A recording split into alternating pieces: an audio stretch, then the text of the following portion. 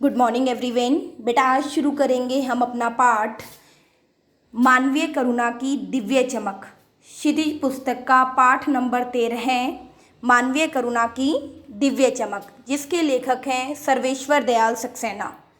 ठीक है, पाठ शुरू करने से पहले बेटा एक बार जो है पाठ की समरी मैं आप सभी के साथ डिस्कस करना चाहूँगी, जिससे जब हम पाठ शुरू करेंगे अपना वर्ड टू वर्ड तो वो आपको बहुत आसानी से जो है वो क्लियर होता चला जाएगा। तो हमारे पाठ का नाम है बेटा मानवीय करुणा की दिव्य चमक। ठीक है, ये क्या है बेटा? ये एक संस्मरण है, मतलब संस्मरणात्मक विधा में लिखा गया लेख है। संस्मरणात्मक विधा होती है बेटा किसी की याद में जो लेख, किसी की मृत्यु के बाद किसी की याद में लिखा गया लेख क्या कहलाता है? संस्मरणात्मक विधा कहलाता है, जिसके लेखक हैं सर्वेश्वर दयाल सक्सेना। ठीक है, इसमें बेटा एक बात याद रखने की है आप लोगों की कि यहाँ पर जो है फादर कामिल बुल्के के बारे में बताया गया है। बहुत से बच्चे, हमारा जो लेसन नंबर 11 था वो था बाल गोविंद भगत। ठीक है, और आज जो हम पाठ पढ़ेंगे उसमें किसके बारे में बताया है? फादर कामिल बुल्के के बारे में। बच्चे अक्सर जो है बेटा दोनों में क्या हो जाते हैं, कंफ्यूज हो जाते हैं और दोनों को मिक्स कर बैठते हैं। पूछा जाता है फादर कामिल बुल्के के बारे में, बच्चे लिखते हैं बाल गोविंद भगत की चारित्रिक विशेषताएं। पूछा जाता है बाल गोविंद भगत के बारे में और बच्चे लिख देते हैं फादर कामिल बुल्के के बारे में। तो ये याद रखना बेटा कि ये दोनों जो चरित्र हैं, कैरेक्टर्स हैं, वो अलग अलग हैं। दोनों की अपनी अलग अलग विशेषताएं हैं, दोनों का अपना अलग अलग जो है वजूद है। तो इन दोनों को मिक्स मत करना। ठीक है, क्या कहता है लेखक कि अपने को भारतीय कहने वाले फादर बुल्के जन्मे तो बेल्जियम के कहाँ, रेम्स चैपल शहर में। मतलब जो फादर कामिल बुल्के थे वो अपने आप को भारतीय कहते थे, लेकिन उनका जन्म जो है भारत में नहीं हुआ था। उनका जन्म कहाँ हुआ था? बेल्जियम के रेम्स चैपल शहर में, जो गिरजों, पादरियों, धर्म गुरुओं की भूमि कही जाती है। परंतु उन्होंने अपनी कर्म भूमि बनाया भारत को। कि जो फादर कामिल बुल्के थे उनका जन्म तो बेल्जियम के रेम्स चैपल शहर में हुआ था। रेम्स चैपल शहर को बेटा गिरजों, पादरियों, धर्म गुरुओं की भूमि कहा जाता है। जैसे हमारे हिंदुस्तान में मंदिरों की संख्या ज़्यादा है, मंदिर ज़्यादातर पाए जाते हैं और मंदिरों में जो है पुजारी होते हैं, साधु संत होते हैं, वैसे ही वहाँ पर क्या होते हैं? गिरजाघर।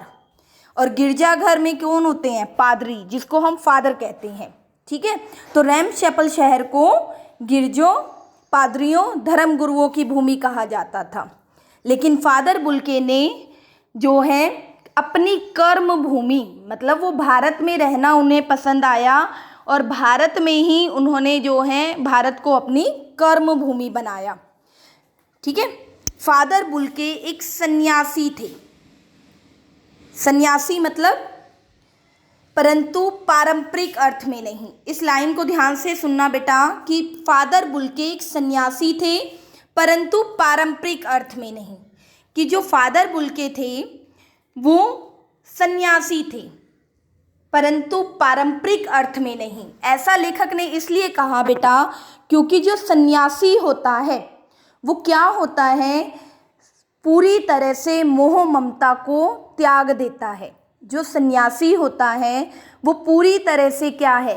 सब घर गृहस्थी, रिश्ते नातों को तोड़कर क्या हो जाता है? वो अपना सब कुछ छोड़कर अलग हो जाता है। लेकिन जो ये फादर कामिल बुल्के थे ये किसी से एक बार रिश्ता बना लेते थे तो जीवन भर निभाते थे।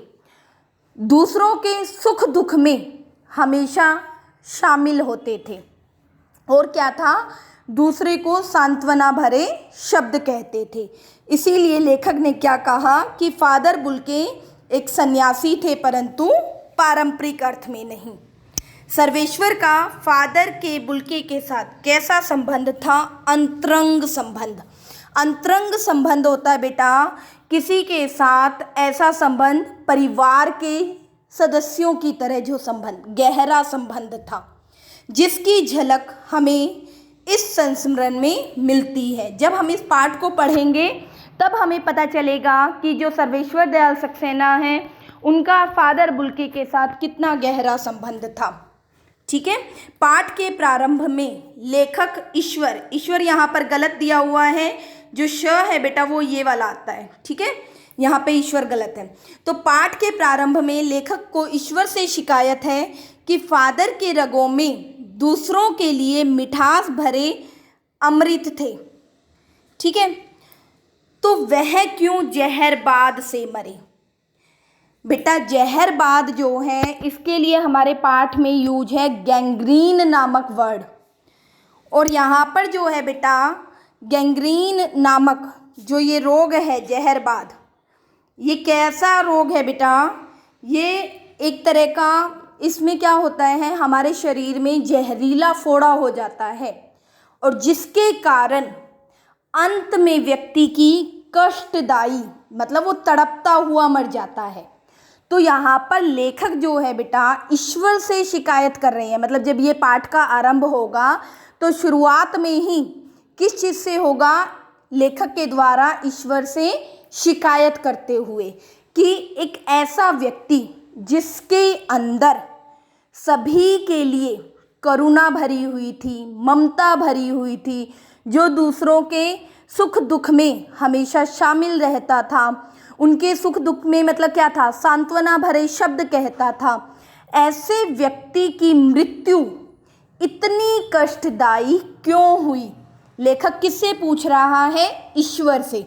जबकि हम देखते हैं कि आज के समय में ऐसे व्यक्ति जिनके अंदर छल कपट भरा होता है, ईर्ष्या द्वेष भरा होता है, ऐसे व्यक्ति की मृत्यु भी बहुत आसानी से हो जाती है।